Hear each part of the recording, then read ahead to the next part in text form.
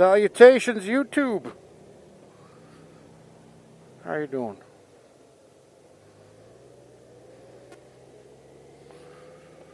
It's my Kaylee 7 here, the 25th of August, 2020. Mileage is 14,236 as of today.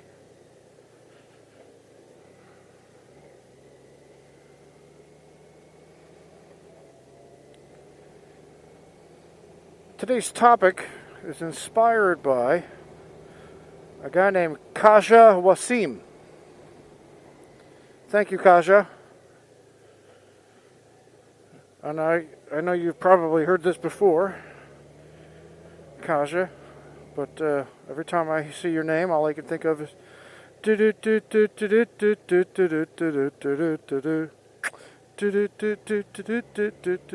anyway. You're too shy to shy. Sorry. Shut up, Mike. Stop it. Enough of that nonsense. Anyway. The question was, since I've ridden the Ultra for a long time and I've ridden the Goldwing for a long time, the new Goldwing, what is my comparison in terms of comfort? Do I see them as having any differences? Oh, yeah. So I will talk about the differences for comfort.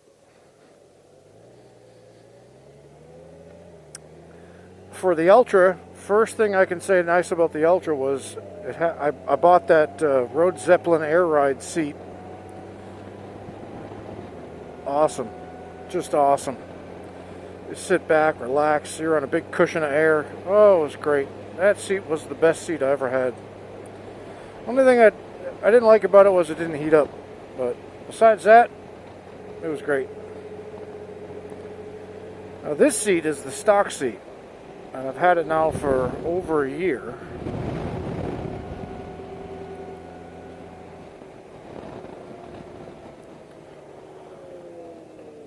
And it's still fine. I don't have any problems with it. I rode 6,260 miles across 16 states over 15 days in 2 countries and never had an achy butt day.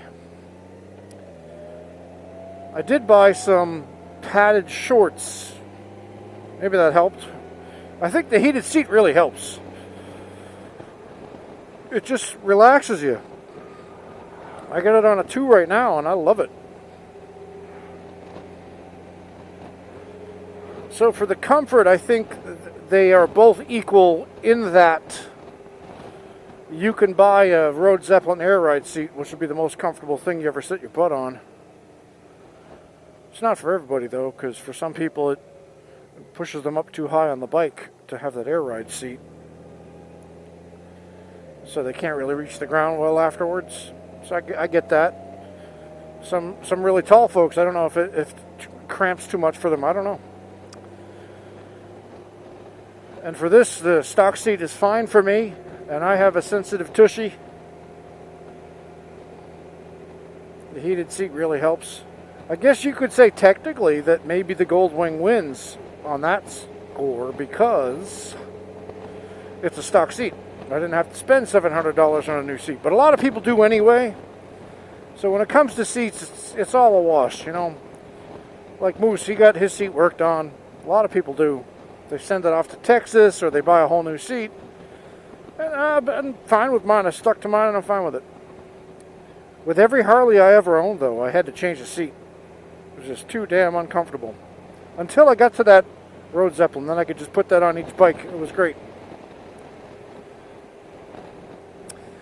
In terms of fatigue during the day, a long day of riding, and I did 500, 600, 700 mile days when I was on my big trip with Moose.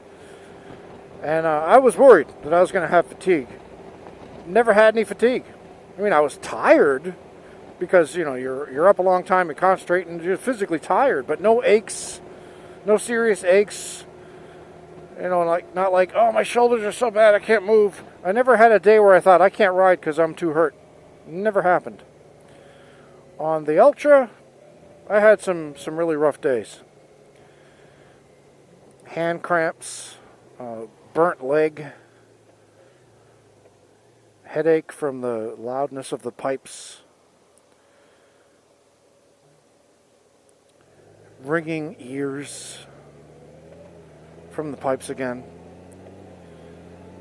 I had to wear these big engineering boots, motorcycle engineering type boots, really tall, just to protect my leg from the heat of the pipes. On this bike, I've never ever experienced the heat from this at all. I felt it like on the highway once in a while, like bouncing off the ground and up to me a little bit from the wind or whatever, but it wasn't ever really that bad. And I never once burned myself on anything on this, because they put everything in such a way that you don't come in contact with it. Never had a melted anything on this thing, which is pretty damn sweet. No clutch, so it's effortless. If I'm in stop and go traffic, like Moose was the other day, I don't have to worry. Neither did he. I mean, he was just pissed because it was taking him a long time and he was hot, because it was a hot day out. But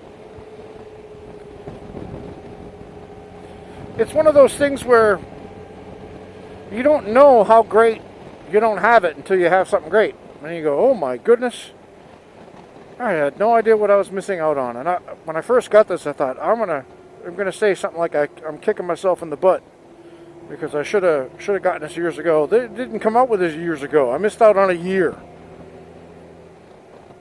DCT on the Goldwing. So fatigue-wise, this bike wins. Hand over fist, or whatever you want to call it. Hands down. There you go. Hands down, this bike wins. It's just easy, flickable, smooth, comfortable. The adjustable windshield, wonderful feature. And I was touring with Moose and Harley Trek and Carolina Wildman last year a couple times, and then with Moose out across the country.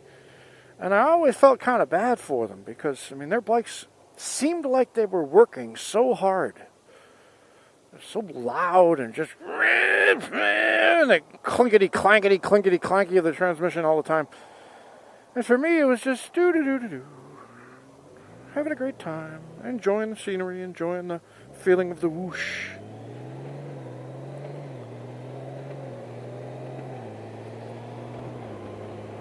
So if you're looking for ease and comfort and smoothness, definitely the Goldwing. So on long tours, one-up touring, by the way, definitely the Goldwing. If you're two-up touring, I can't speak to that because I don't have a passenger. And if I took my lady love on my bike, we would exceed the load capacity. So maybe if you're skinny minis or something, I don't know, you'd fit on this thing fine. But no, I fit everything on this bike that I fit on my Ultra on all my other trips. In fact, more last year. I took the laptop with me. I've never done that before until last year on the big trip. So in terms of luggage capacity, one-up touring, yeah, very comparable to the Harley Ultra Limited. For two-up touring, like I said, I can't speak to that because I've never done it, never tried it. I just don't think that this bike would be able to do it. Not without a lot of paring down and being real careful. And I think that passenger pillion back there is probably subpar.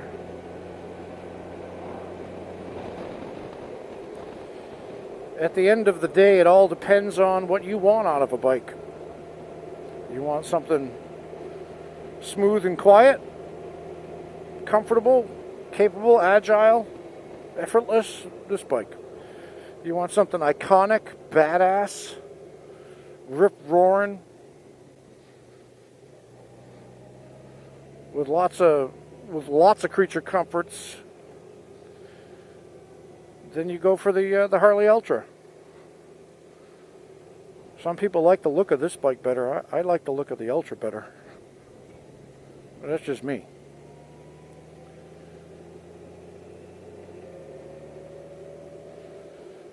as I make my way home on this 90-degree day. Ugh, it's 89 it says on this, but whatever. Close enough, right? Trying not to scrape so much anymore. I don't know if you've noticed this in my riding, but I'm trying not to scrape.